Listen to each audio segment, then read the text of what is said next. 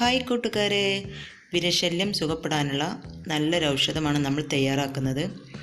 അതിനായിട്ട് നമ്മൾ അധികം മൂപ്പില്ലാത്ത 2 പപ്പായ എടുത്തിട്ടുണ്ട്. അത് നല്ലപോലെ കഴുകി വൃത്തിയാക്കി എടുക്കുക. ഇതിൻ്റെ തൊലി കളഞ്ഞതിന് ശേഷം നിങ്ങളിത് കഴുകാൻ പാടില്ല.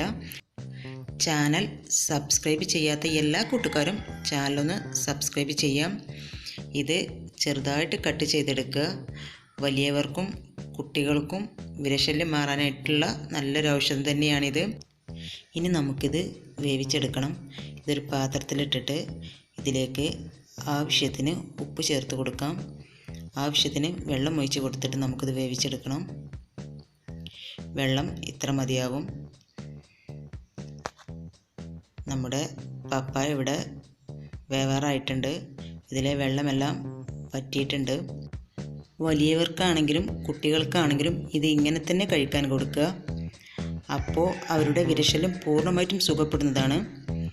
എല്ലാവരും ട്രൈ ചെയ്ത് നോക്കുക. ഇവിടെ ഇഷ്ടപ്പെട്ട ലൈക്ക് ചെയ്യുക. ചാനൽ സബ്സ്ക്രൈബ് ചെയ്ത എല്ലാ കൂട്ടുകാരും ചാനൽ സബ്സ്ക്രൈബ് ചെയ്യുക.